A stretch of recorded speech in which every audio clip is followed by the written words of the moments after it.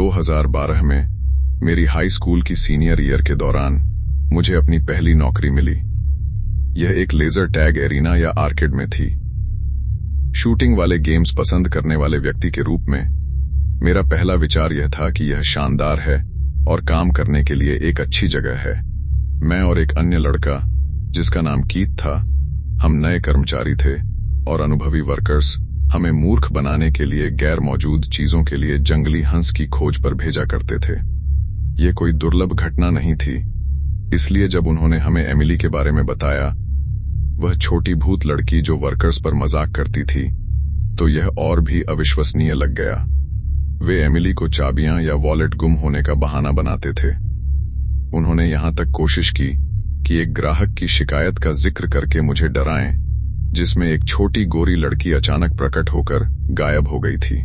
इसलिए मैंने सोचा, कुछ हफ्तों आगे बढ़ते हैं। जब मैं और कीथ को पहली बार क्लोजिंग शिफ्ट मिली, हमें चीजें कैसे करनी हैं और किस क्रम में, यह सिखाने वाले मैनेजर जोनाथन थे। वह व्यक्ति मैं कुछ सालों से जानता था और वह हमेशा सच्चा नहीं होता था तथा मजाक पसंद करता था।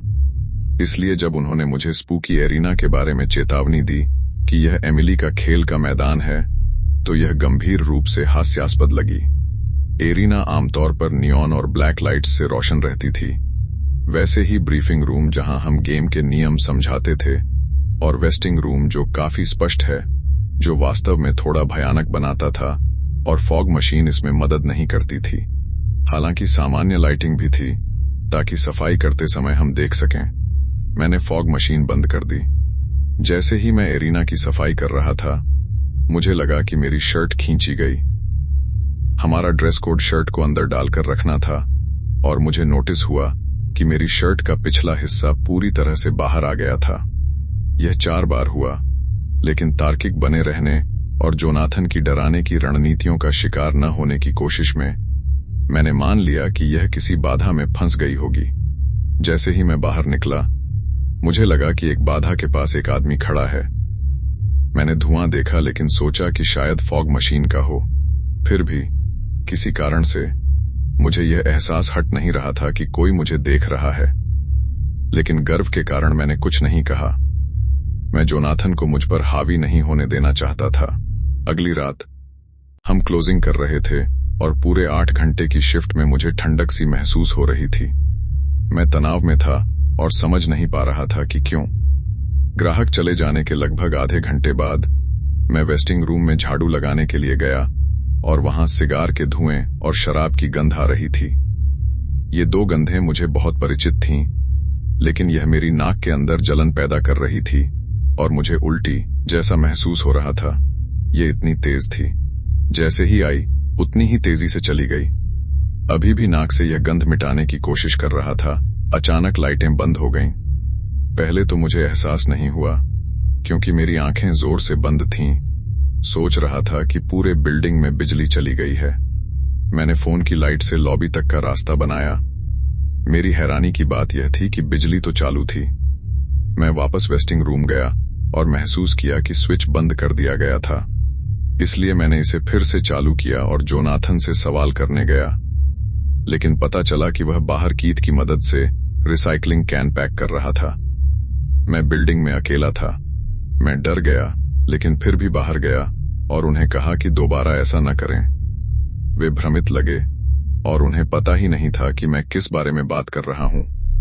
मैं वापस अंदर सफाई जारी करने गया, लेकिन जब मैं वेस्टिंग रूम में दोबारा दाखिल हुआ तो लाइटें फिर से बंद थीं और गंध वापस आ गई थी।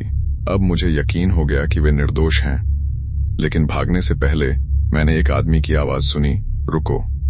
आवाज अपरिचित थी, लेकिन जिज्ञासा हावी हो गई और मुझे देखना ही था कि कौन है। मैंने लाइट चालू की, लेकिन कोई नहीं दिखा। मैं दौड़कर बाकी दोनों को ले आया ताकि बिल्डिंग सर्च करें। झाड़ुओं से लैस होकर हमने खोजा, लेकिन कोई नहीं मिला। लेकिन वेस्टिंग रूम में दोबारा घुसते ही सिगार और शराब की गंध महसूस हुई। हम तीनों ने इसे नोटिस किया, लेकिन मैं ही इससे डरा हुआ लग रहा था। हमने कुछ असामान्य नहीं देखा, इसलिए हम अपने काम जारी रखे। जैसे ही हमारा काम खत्म हुआ, हम लॉबी में मिले और फैसला किया कि जाने से पहले बिल्डिंग का एक आखिरी सर्च करें ताकि कोई अंदर न रह जाए। वेस्टिंग रूम में गंध अब नहीं थी, लेकिन एरिना के बहुत पीछे, लगभग जैसे ही हम गंध महसूस करने लगे, जोनाथन को अपनी गर्दन पर एक हाथ महसूस हुआ और उसने पकड़ तोड़ने के लिए खुद को फर्श पर फेंक दिया। स्पष्ट रूप से सदमे में उसके लड़खड़ाते शब्द निकले, भागो। जैसे ही हम निकास की ओर भागे, हमने एक आदमी की हंसी सुनी। यह इतनी तेज थी कि नजरअंदाज न की जा सके। निकास सीधे वेस्टिंग रूम में खुलता था। जैसे ही हम अंदर दाखिल हुए, हम रुक गए क्योंकि लाइटें बंद थीं।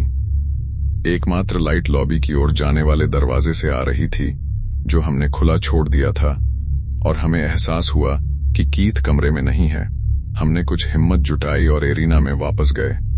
यह अंधेरा था, लेकिन एरिना का लाइट स्विच फ्रंट डेस्क पर था। किसी ने उसके पास नहीं गया था। कीथ ने अभी अभी अपना रास्ता ढूंढ लिया था। आंखों में आंसू लिए वह बोला कि वह गिर गया था, और जब वह खड़ा हुआ तो लाइटें बंद हो गईं। ठीक इससे पहले जब हम उसे ढूंढने के लिए दरवाजा खोलने वाले थे, हमने एक आदमी की आवाज सुनी, मुझे ढूंढने की कोशिश मत करो वरना। हम लॉबी में वापस लौटे जब वेस्टिंग रूम का दरवाजा हमारे पीछे जोर से बंद हो गया, जैसे कि वह हमसे छुटकारा पाकर खुश हो। हमने ताला लगाया और मेरी कार में जोनाथन की गर्दन चेक करने गए। वह शिकायत कर रहा था कि सांस लेना थोड़ा मुश्किल हो रहा है। जब हमने देखा तो उसकी गर्दन के दोनों तरफ लाल निशान थे और बीच में लगभग उसके एडम्स एप्पल के 1 इंच नीचे 2 अंगूठों के निशान साफ दिख रहे थे।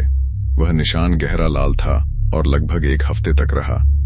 उस रात के बाद हम धुएं की गंध और आवाजें सुनते रहे। हमने यहां तक देखा कि छोटी लड़की गायब हो जाती है, लेकिन आदमी को स्पष्ट रूप से अभी तक नहीं देखा।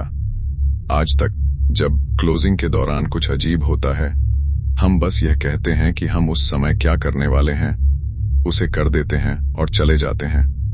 ऐसा लगता है कि यह काम करता है। जब हमें नए कर्मचारी मिलते हैं, हम उनके साथ शरारतें करते हैं, उन्हें गैर मौजूद चीजों के लिए जंगली हंस की खोज पर भेजते हैं, वही जो मेरे साथ की गई थी।